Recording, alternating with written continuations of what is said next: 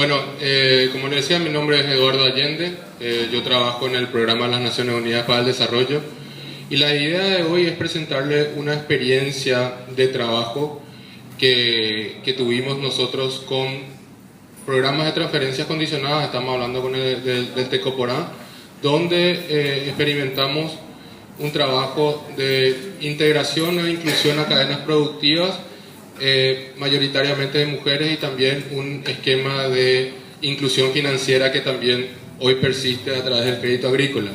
Entonces la idea un poco de la presentación es mostrarle primero a través de un pequeño video cuál fue el proceso, cómo se dio el proyecto, y después voy a estar mostrándole algunas lecciones aprendidas de ese proceso, de manera que pueda servir, digamos, de insumo para otras iniciativas.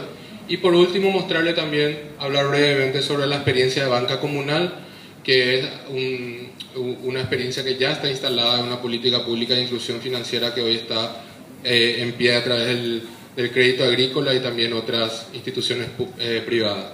Entonces, para ponernos en contexto, les paso un poco este video corto.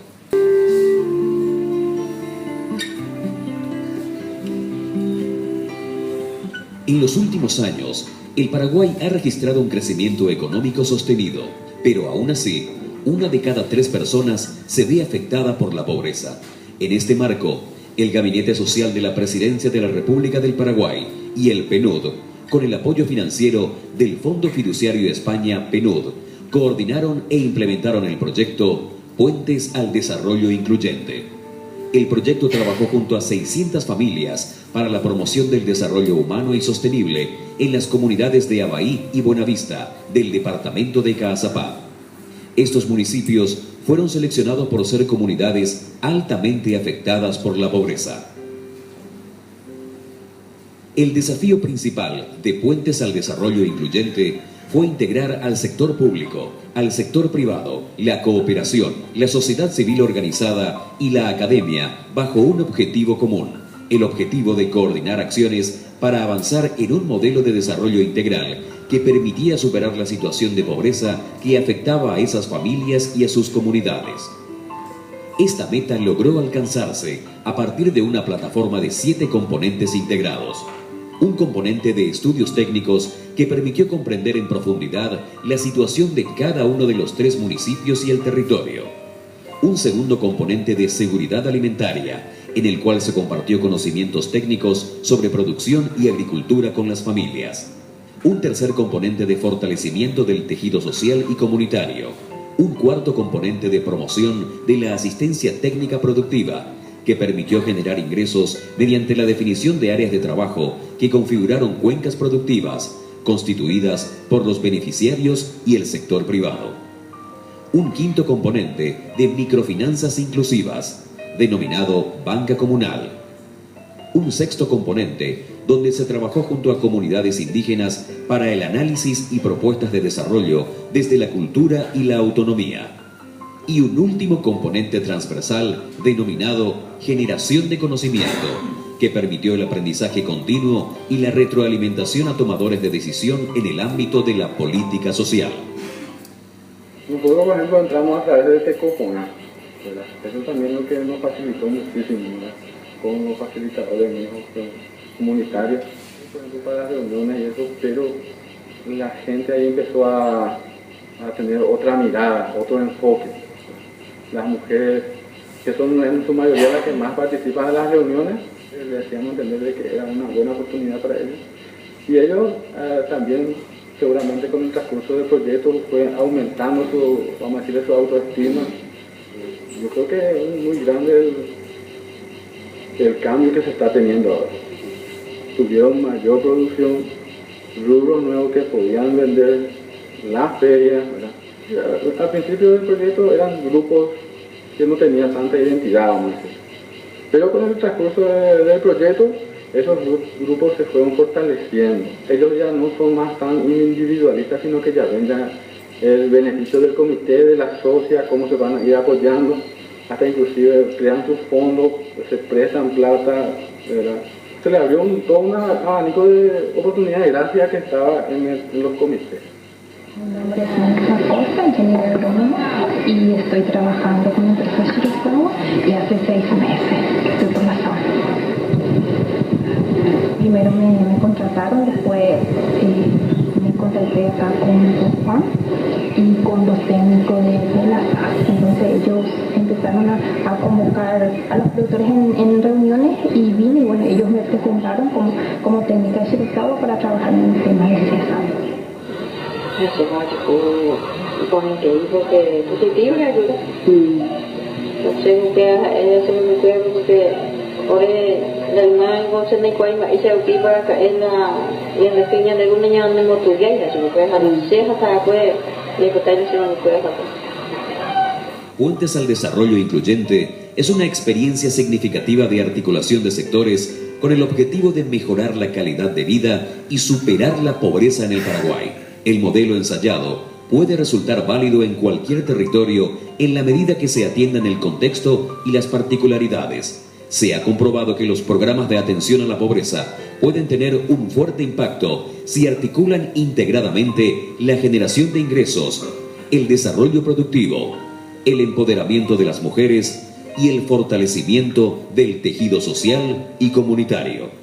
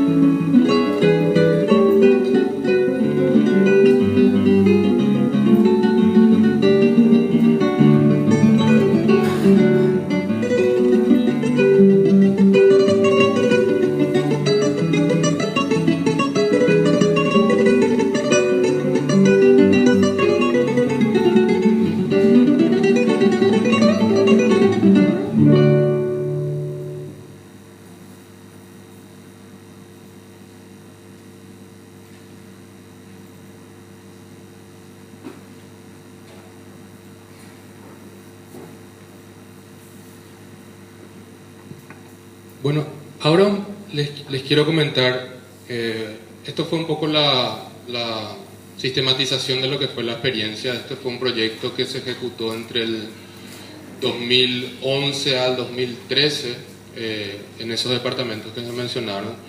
Y realmente para mí es una satisfacción estar unos cuantos años después hablando de un modelo que se probó en territorio con buenos resultados y hoy de alguna manera fue absorbido, digamos, por programas sociales, en este caso por la Secretaría de Acción Social, y con esquemas que todavía siguen funcionando, como el que les voy a mostrar más adelante con el de bancas comunales.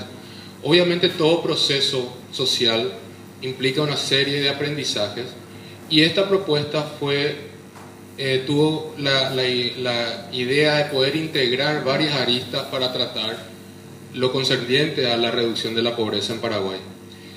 Una pobreza en Paraguay que hasta hoy tiene cara de mujer, que eso no es nada nuevo. Lastimosamente el mayor porcentaje de personas en situación de pobreza siguen siendo mujeres y niños, y que implica tener una mirada diferenciada a la hora de implementar actividades o acciones con el sector más vulnerable, digamos, o con el sector también rural. Esta iniciativa se hicieron en 2 de los distritos más pobres del país y realmente nos dejaron un montón de aprendizajes que es bueno señalar y sobre todo recalcar un poco que es el motivo de esta charla, el rol importantísimo de la mujer, no solamente en sus roles conocidos, sino también en roles que tienen que ver con la activa participación en generación de ingresos y también en la absoluta utilización, digamos, de sus potencialidades. Realmente nos dimos cuenta que con pocas cosas que se pueden poner en favor de una familia liderada normalmente por una mujer, los impactos son enormes. Entonces yo ahora en esta presentación quisiera hablarle un poco de cuáles fueron esos puntos a señalar, esos aprendizajes, y comentarles un poco acerca de todos esos componentes que se fueron implementando en forma articulada a lo largo de esos 18 meses aproximadamente de implementación del proyecto. Lo primero es todo lo concerniente a organización, consejo de desarrollo y el tema género, ¿verdad?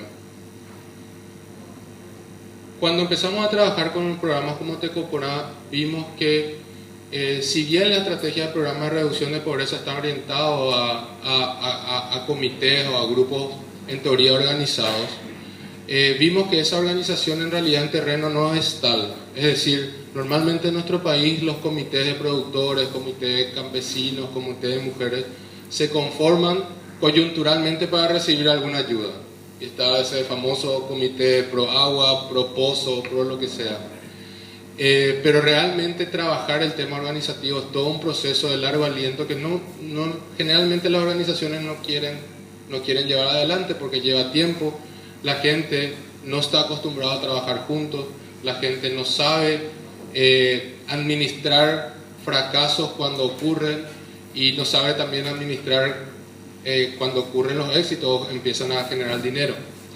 Entonces eso es algo que se tiene que trabajar y no es fácil hacerlo. Entonces una de las cuestiones principales a trabajar en territorio, y estamos en un ámbito cooperativo que ustedes también manejan muy bien, el trabajar en forma asociada es todo un desafío en el país, sobre todo con estratos de población más pobre o vulnerable. Entonces, cualquier intervención en territorio de manera conjunta es fundamental trabajar lo concerniente al fortalecimiento de la organización social, que es una cuestión en teoría fácil, pero que no lo es en la implementación. Yo les decía, existen los comités, pero normalmente se constituyen por fines particulares o muy a corto plazo. Es muy importante la figura que existen a nivel de los municipios de los consejos de desarrollo distrital, que son figuras que están creadas por ley, pero que no en todas partes del país funcionan, y que son espacios importantes de participación porque lo que busca es tener la representatividad de diferentes sectores dentro de un distrito que pueden tomar decisiones para el desarrollo. Trabajando con las familias a nivel rural nos dimos cuenta que el tema de la atención a la primera infancia, sobre todo en estos contextos rurales y de vulnerabilidad, es absolutamente clave, porque estamos hablando de un sector donde no existe todavía una clara política pública de atención a niños de 0 a 5 o 6 años, ¿verdad? Y donde sabemos que en contextos rurales, donde no existe infraestructura, donde no existe otro tipo de estrategias, ir trabajando en alternativas de educación no formal con la familia es absolutamente fundamental, y que también recae mucho y prácticamente el 100% en el rol de la mujer a la hora de poder acceder a otro tipo de formación, capacitación y además tener que cumplir con sus roles de cuidado. Otra de las cuestiones que nos dimos cuenta, y por eso es importante trabajar mucho previo antes de entrar a los territorios, es conocer la realidad de los territorios. Nosotros íbamos a tener la estrategia o queríamos implementar la idea de poder integrar a personas, a cadenas productivas, y queríamos integrar o focalizar la oferta pública que habría con relación a capacitación. Entonces lo primero que teníamos que hacer era conocer cuál era la situación de la demanda por mano de obra que había en un departamento. ¿Qué industrias había? ¿Dónde se podía insertar? ¿En qué carácter? La otra era cuál era la capacidad de oferta de esa demanda, de oferta de personal o de recursos humanos, y cuál era la necesidad de capacitación, cuáles eran los recursos que había en distritos como Abahí o Buenavista, cuáles eran los otros programas sociales de asistencia técnica. Y nos dimos cuenta de un montón de cosas. Nos dimos cuenta que había, por ejemplo, en ese entonces, programas como el SINAFOCAL, conocen el SINAFOCAL o otro programa de asistencia técnica, donde los cursos que tenían para Abahí eran, por ejemplo, cursos de peluquería o cursos de arreglos de moto, pero lo que ahí hacía falta era una capacitación en cierta industria que no tenía cómo conseguir mano de obra. Entonces, por eso era importante saber cuál era la característica de los territorios en materia de oferta y demanda. Y el desafío, porque nosotros concentramos esta experiencia en el programa Tecoporá, que es el programa por excelencia de protección social de gobierno, de cuál iba a ser la mirada de ese programa con relación a género. en relación a un programa que aproximadamente el 70% de sus beneficiarios eran mujeres, jefas de hogar. Y cuando uno analiza la estrategia de un programa en aquel momento de Tecoponá, no había una estrategia diferenciada para trabajar con mujeres en zonas rurales y en situación de pobreza.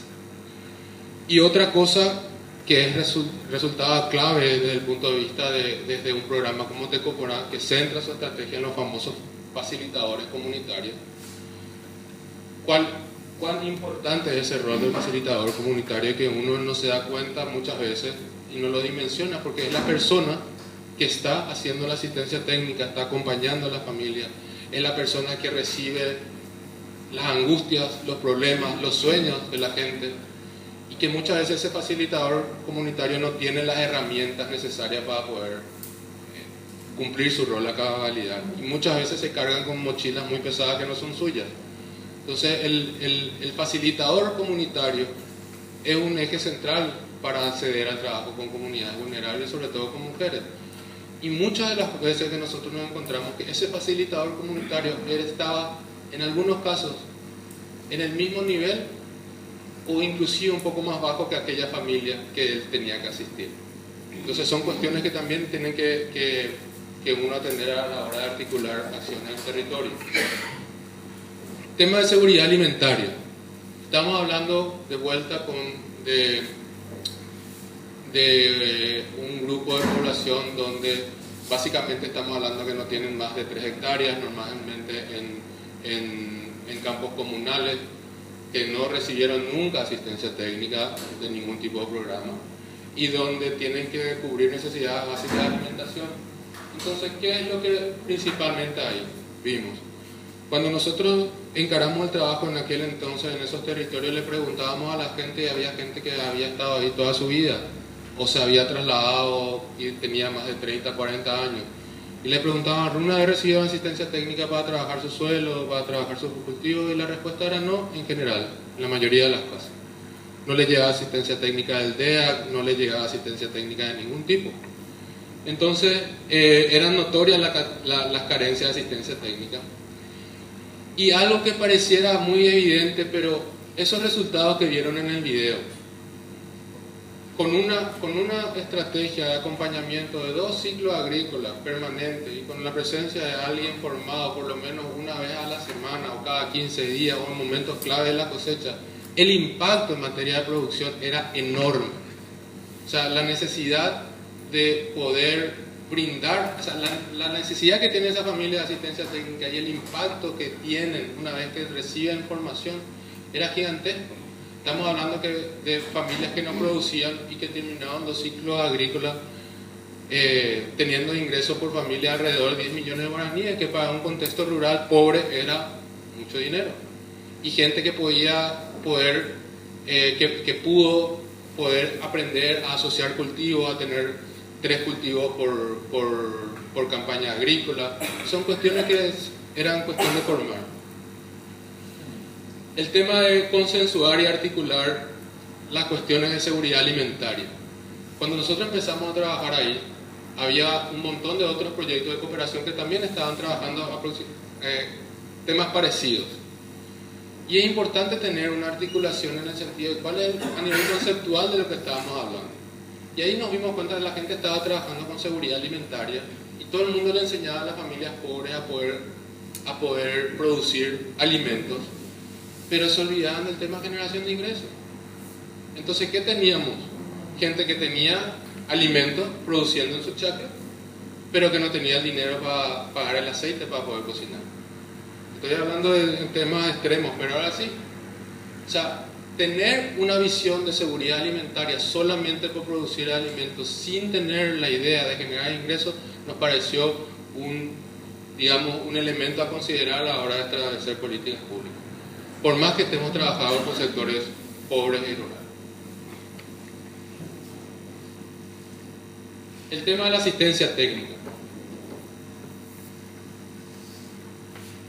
Cuando nosotros empezamos a trabajar y teníamos el diagnóstico de las familias con quienes íbamos a trabajar, habían voces que nos decían, ¿qué van a hacer ustedes con la familia tal que tiene 1 hectárea, que tienen 10 hijos y que no tienen la mínima capacidad productiva para poder hacer nada? En términos ni de capacitación ni de recursos naturales, suelo y demás. Y era toda una interrogante de cómo hacer, cómo incluir a este grupo de población y de vuelta, encabezado mayoritariamente por mujeres jefas de hogar, al sistema productivo.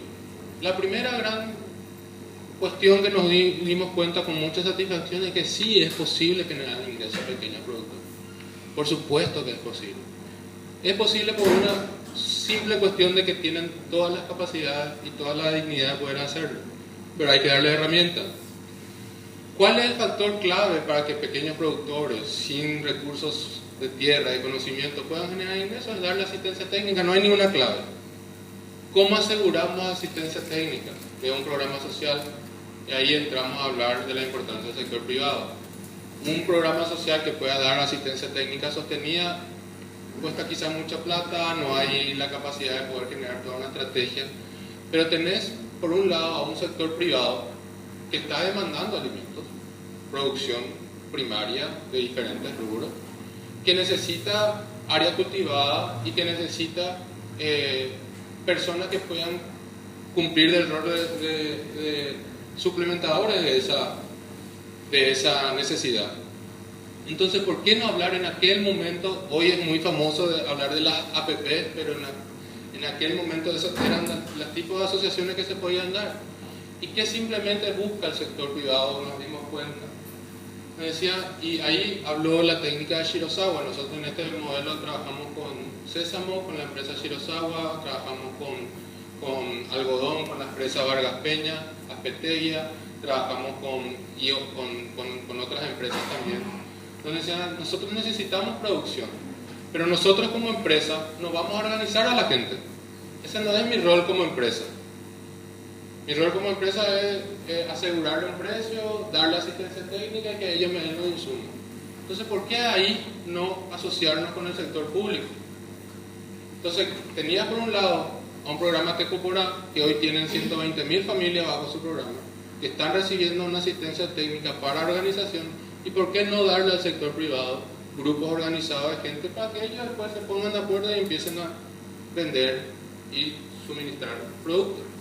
Y es un simple paso de, obviamente, como les decía, hay todo un trabajo de organizar primero.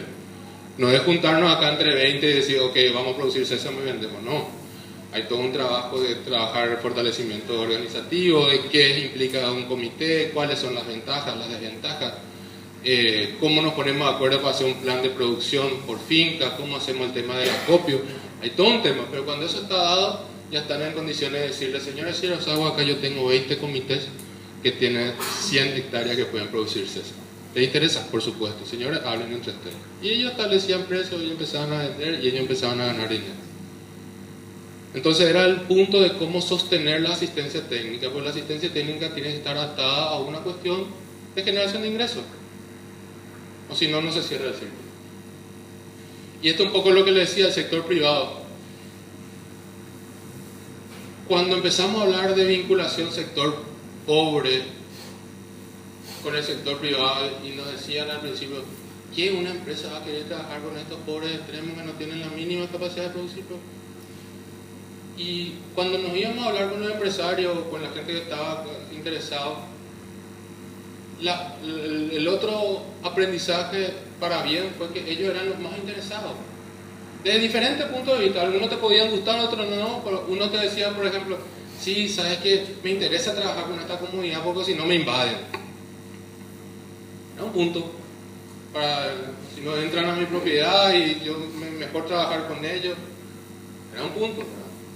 Otro te decía, no, realmente estoy buscando la forma de cómo aportar a mi comunidad, porque había diferentes miradas, pero eran los mayores interesados que ellos querían integrar a esa bola. Pero la gente decía, no, famosa polarización del Paraguay, ¿verdad? Han demostrado siempre la predisposición de invertir, siempre y cuando existan grupos organizados. Es lo que les decía anteriormente. Yo quiero trabajar con ellos, pero yo no tengo ni los recursos ni el tiempo para formarle a esa gente, para organizarlo.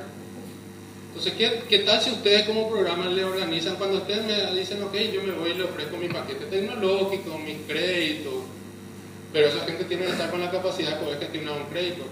Esa gente no sabía qué era un crédito, nunca tuvieron un préstamo, nunca supieron qué paraban en interés. Todo eso había que generar esas bases para después ponerle en articulación con el sector privado.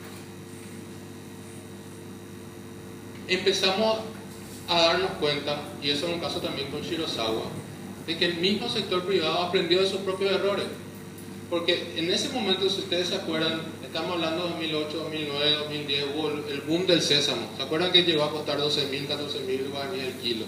Entonces, eso en la zona de San Pedro, todo el mundo empezó a plantar sésamo. Entonces, por supuesto, el año siguiente el precio bajó como a 2.000, a 3.000, ¿verdad?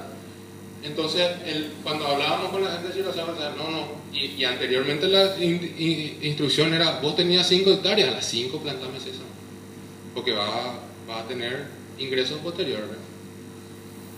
La propia empresa nos decía, le decía al pequeño productor, tener una hectárea, un cuarto nomás, sésamo, el otro hace arroz, el otro, algodón, el otro hace poroto, pero la propia empresa le empezó a entender, porque cuando uno habla con un comité, lo primero, ustedes saben, lo primero que le pregunta es cuál es el precio, y lo único que uno no puede prometer cuando trabaja con pequeño productor es el precio, porque es lo que menos manejo uno tiene sobre esa variable. Academia y desarrollo, otro punto interesante. Nosotros tenemos en general en Paraguay un recurso que no utilizamos, que es el recurso de la academia, el recurso de la universidad. La universidad estuvo históricamente ausente para promover instrumentos, no solamente de investigación, sino de poder bajar a tierra esos conocimientos que se hacen en la universidad. Entonces, ¿qué es lo que hicimos nosotros? Que vamos a diseñar políticas, vamos a pedirle a la universidad que genere modelos de estrategia y vamos a fomentar que los estudiantes hagan su investigación en temas aplicados y que salgan alumnos que puedan aplicar lo que enseñan. Y entonces lo primero que se hizo al principio fue la generación de estudios técnicos para orientar después las diferentes estrategias, y realmente los resultados han sido muy buenos. Y dejar instalado que cualquier tipo de proceso social tiene que tener estudios previos, orientativos y comparables. Y fortalecer la investigación aplicada. Este es uno de los temas, las microfinanzas inclusivas, y después tengo otro video también un poco que resume, que realmente ha sido para nosotros un aprendizaje muy importante, y hace un poco al tema de la inclusión financiera y del empoderamiento de las mujeres. Las bancas comunales es una metodología que surgió en la India, y que era cómo hacer para que sujetos de crédito que no tenían las condiciones de garantía para un crédito. Uno pide un crédito y ¿qué le piden? Tu ingreso, tu salario, si tenés bienes, casa, auto, para establecer tus riesgos de la actividad. ¿Se imaginan que personas que no tenían ingresos mayores a 600.000 guaraníes al mes, y que son 6 personas, tenían algún tipo de garantía? ¿O tenían algún tipo de posibilidad de acceder al crédito? Bueno, esta metodología fue creada desde el punto de vista de generar créditos grupales, donde se conformaban bancas entre 8 y 10 mujeres en su mayoría, y los créditos eran, era a la banca, se asumía el compromiso a nivel de banca, y eran fondos muy pequeños, con la idea de que las personas empiecen a entender cómo funciona un crédito, que es un interés, y la importancia de que implicaba acceder a ese tipo de cosas. Pagan. Justamente por eso ya están haciendo un cuarto crédito, que ya sacarían cada uno hasta 2.700.000. Y también ahorran mensualmente cada vez que pagan su cuota. Tienen su ahorro de 10%. Y primero sacamos 500 pesos. Yo hice producto de limpieza. Compré un buey por el dinero. Tengo muchos chanchos, tengo gallinas. defenderme si no puedo poner mi cuota. De los 500.000 que sacamos, yo compré maíz chipa, porque yo hago harina de maíz. Y el segundo desembolso compré un silo y por el resto compré otra vez maíz.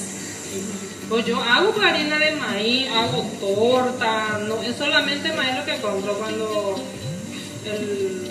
la tercera vez que sacamos, compré también algo de confitería y compré también maíz, hago harina de maíz y hago torta. Yo me voy a la feria y vendo lo que llevo y compro otra vez lo que necesito en la casa. Así trabajamos. Y no necesitamos como antes dar en boina, vendo otro, ¿veis? Porque compramos otra vez lo que necesitamos. Y después tenemos que dejar un poquito para nuestro hijo que necesita tanto. Y así manejamos. Nosotros lo que pudimos ver son cambios realmente muy grandes en lo que desde el inicio del proyecto a lo largo de este proceso, en las mujeres y en los jóvenes, que prácticamente encontraron, gracias a esta herramienta de microfinanzas, la tecnología de bancas comunales, una oportunidad que no tenían para crecer en lo personal, en lo profesional, y detrás de eso se ven muy bien los cambios en la familia. Creo que estamos bien. Las otras señoras también de la comunidad que en un principio no creían que esto podía prosperar, ahora se dan cuenta del cambio que tiene su vecina, de cómo está progresando esa familia, entonces ya también quieren ingresar en la banca comunal. Entonces realmente que es un futuro muy prometedor y que ya está en constante cambio, ya se inició ese futuro para ellos.